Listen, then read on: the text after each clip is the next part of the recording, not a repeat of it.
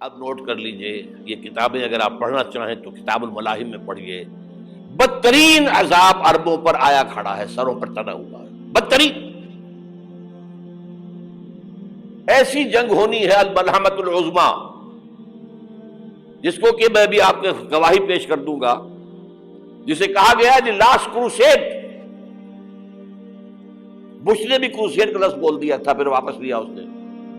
نکل جاتی ہے جس کے منہ سے سچی بات مستی میں، فقیہ مصلحت بھی سے وہ رندے بادہ خار اچھا، کروسیڈ کہہ کر پھر واپس لیا۔ یہ کروسیڈ، اس کے اوپر جس قدر نقصان ہونا ہے عربوں کا، گریٹر اسرائیل بنے گا، یہ عراق، شام، اردن، سعودی عرب کا کچھ شمالی علاقہ، ترکی کا جنوبی علاقہ، مصر کا صحرائے سینا، اور اس کے ساتھ ہی جو بہترین اس کا زرخیز ترین علاقہ ڈیلٹا آف نائل، یہ سب یہودیوں کے قبضے میں جائے گا۔ اس کو حدیث میں کہا گیا الملحمۃ العظمیٰ۔ عیسائی 80 علم لے کر ہے مسلمانوں تم پر حملہ آور ہوں گے، اور ہر علم کے نیچے 12,000 فوج ہوگی، 9.5 لاکھ فوج۔ یہ نیٹو کی تیاری کس کے لیے ہو رہی ہے؟ جب یو ایس ایس آر کا خاتمہ ہوا تو پوچھا گیا تھا نیٹو چیف سے، اب کس لیے؟ تمہارا وہ دشمن تو ختم ہو گیا، اب ہمیں اسلامک فنڈامنٹلزم سے نمٹنا ہے۔ وہ جانتے ہیں خطرہ یہی ہے، اب اسلام ابھر سکتا ہے، مسلمانوں کے سینوں کے اندر وہ آگ ہے،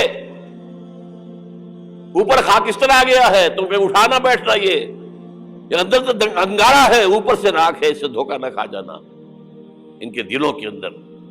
اور بش نے کہا تھا مسلمان چاہتے ہیں کہ ہسپانیہ سے لے کر انڈونیشیا تک نظام خلافت قائم کریں، اور میں حیران ہوا تھا کہ اس کمبخت کو ہسپانیہ کا خیال کیسے آ گیا؟ ہمیں تو کبھی آتا ہی نہیں، اب ہم تو بھول گئے، وہ تو 500 برس پرانی بات ہے جبکہ وہاں سے ہمیں نکال دیا گیا تھا۔ اگرچہ اقبال نے کہا تھا ہے ارض فلسطین پہ یہودی کا اگر حق، ہسپانیہ پر حق نہیں کیوں اہل عرب کا؟ ہسپانیہ میں تو 800 سال حکومت کی مسلمانوں نے، اور ابھی 500 برس سے گزرے ہیں نا۔ یہودی تو ارض مقدس سے 2000 سال نکالے گئے،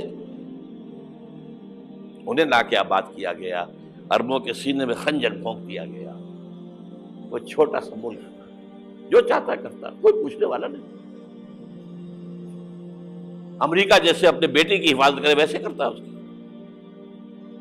اور حضور نے فرمایا ہے وہ جنگ جب ہوگی تو ایک باپ کے اگر 100 بیٹے ہوں گے تو 99 ختم ہو جائیں گے، ایک بچے گا۔ یہ حدیث ہے، حدیث ہے صحیح۔ اور آپ نے فرمایا ویل للعرب من شر قد اقترب، عربوں کے لیے ہلاکت ہے، عربوں کے لیے بربادی ہے اس شر سے جو قریب آ چکی ہے۔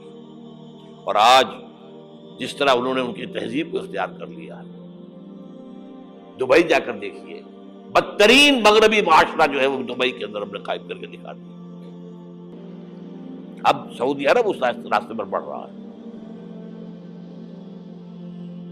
اور اس کے بعد نمبر 2 پر جو ہے ہم پاکستانی ہیں، لیکن میں اس کے وہ پہلی بات جو کہہ رہا ہوں وہ تو یقینی ہے، اس میں تو احادیث صحیحہ موجود ہے۔ اگرچہ اس کے بعد پانسا پلٹے گا، پھر حضرت مہدی کا ظہور ہوگا، حضرت عیسیٰ کا نزول ہوگا، اور وہ گریٹر اسرائیل گریٹر گریو یارڈ بنے گا یہودیوں کا، ایک ایک یہودی قتل ہوگا اور دفن ہوگا۔ یہ بات میں ہونا ہے، میں پہلی بات پر پرچ کر رہا ہوں۔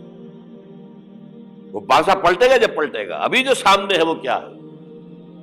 جس ملحمۃ العظمیٰ کہا حضور نے، جسے آرمگیڈون کہتے ہیں عیسائی۔ آرمگیڈون کی اگر کہیں جا کر آپ دیکھیں گے، آپ ڈکشنری میں مانی تو کیا لکھا ہے؟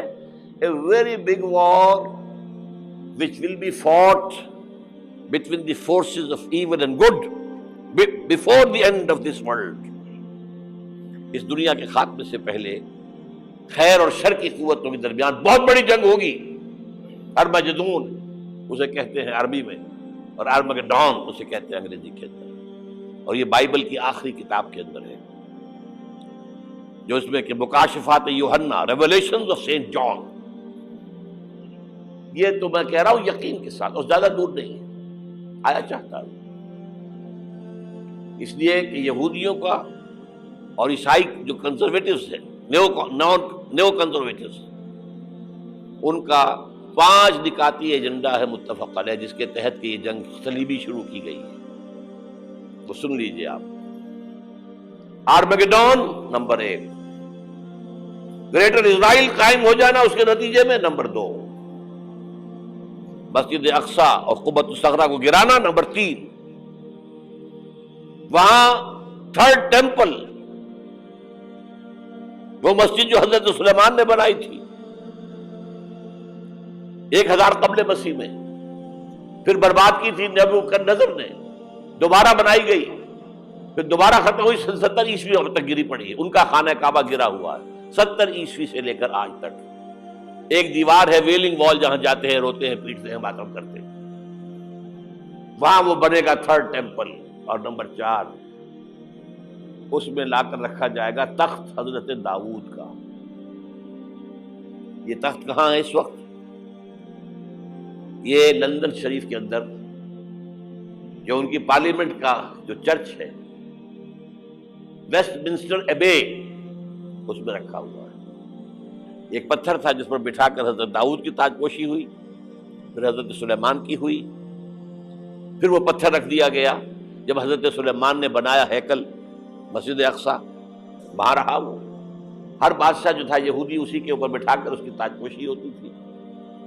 سن 70 میں ٹائٹس نے گرایا اسے، ہیکل کو، وہ پتھر لے گیا، وہاں سے روم گیا، روم سے آئرلینڈ گیا، آئرلینڈ سے اسکاٹ لینڈ آیا، اسکاٹ لینڈ سے انگلینڈ آیا، اور اب وہ رکھا ہوا ہے 14ویں صدی عیسوی سے آج تک. وہ ویسٹ منسٹر ایبے میں رکھا ہوا، ایک کرسی کی سیٹ میں اسے بنا دیا گیا ہے تخت کی شکل میں. اب انگریزوں میں کوئی ملکہ ہو، کوئی بادشاہ ہو جس کی بھی تاج پوشی ہونی اس میں ہو. یہ لا کر رکھا جائے گا 3rd ٹیمپل میں، اور اس پر یہودیوں کے خیال کے مطابق ان کا مسیحا آئے گا جو مسیح دجال ہوگا. عیسائیوں کے خیال کے مطابق حضرت عیسیٰ آئیں گے، وہ ہمارا بھی خیال ہے حضرت عیسیٰ آئیں گے علیہ السلام. بہرحال یہ تو بعد کی باتیں ہیں نا. اس وقت جو میں عرض کر رہا ہوں، عربوں پر بہت بڑا عذاب، اور پاکستان کا معاملہ البتہ یہ ہے، میں یقین سے نہیں کہہ سکتا. ہینگنگ ان دی بیلنس، ہو سکتا ہے اللہ تعالی ہم پر رحم فرمائے، ہو سکتا ہے، اگرچہ اسی پہ شرائط ہوں گی. چمن کے مالک اگر بنا لیں موافق اپنا شعار، اب بھی چمن میں آ سکتی ہے پلٹ کر چمن سے روٹھی بہار، اب بھی ہو سکتی ہے. اور یہ بھی ہو سکتا ہے کہ اللہ تعالیٰ نے معجزانہ طور پر ہمیں ملک دیا، ہم نے اللہ سے بدعہدی کی، وعدہ خلافی کی، غداری کی، لہذا سزا دی جائے اور ہم سے یہ ملک چھین لیا جائے. It's just possible. دور نہ سمجھے اسے، انہونی بات نہ سمجھے. جو گھیراؤ ہو رہا ہے آپ کے مغرب میں نیٹو فورسز اور مشرق میں بھارتی فورسز گدھوں کی طرح بیٹھے ہوئے انتظار کر رہے ہیں پاکستان اور ڈسٹیبلائز ہو جائے، یہاں اور بدامنی ہو جائے. اب لاہور میں پھر آج دھماکے ہو گئے ہیں. 2 دن پہلے کا دھماکہ میں سہ کے آیا ہوا ہوں، آپ کے سامنے بیٹھا ہوں. وہ جانے بچی ہیں جو ہماری اکیڈمی کا حشر ہوا، وہ تو میں آپ کو نہیں بتا سکتا. یہ سارا کیوں ہو رہا ہے؟ تاکہ یہاں بدامنی ہو جائے اور ہمیں جواز مل جائے. مغرب سے نیٹو فورسز داخل ہو جائیں، مشرق سے بھارتی فورسز آ جائیں، اور ہمارے ایٹمی دانت توڑ کر اور پھر ہمیں بھارت کے سامنے ڈال دیا جائے. نو ڈو ایز یو لائک. یہ ان کا نقشہ ہے. ہوگا کیا وہ اللہ جانتا ہے، ہوگا وہ جو اللہ چاہے. لیکن اللہ کا چاہنا جو ہے وہ کس پر منحصر ہے؟ یہاں انقلاب برپا کرو، یہاں اسلام لاؤ. اگر دھندوں میں لگے رہو گے تو وہ خود بخود نہیں آ جائے گا انقلاب. صحابہ نے جانیں دی تھی، کتنی تکلیفیں اٹھائی تھی. 12 برس تک مکی دور کے اندر با نشہ درویشی در ساز و دمادم زن، جو پختہ شبی خدرہ بر سلطنت جم سن. یوم طائف یاد ہے جو حضرت عائشہ فرماتی ہے کہ میں نے پوچھا تھا حضور سے کہ یوم احد سے زیادہ سختی بھی آپ پر کبھی آئی؟ یوم احد پر کیا ہوا تھا؟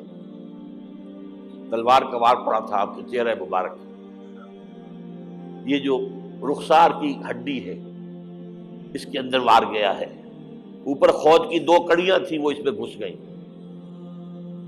2 دندان مبارک شہید ہوئے۔ وہ خود کی کڑیاں ایک صحابی نے اپنے دانتوں سے پکڑ کے کھینچنے کی کوشش کی، دانت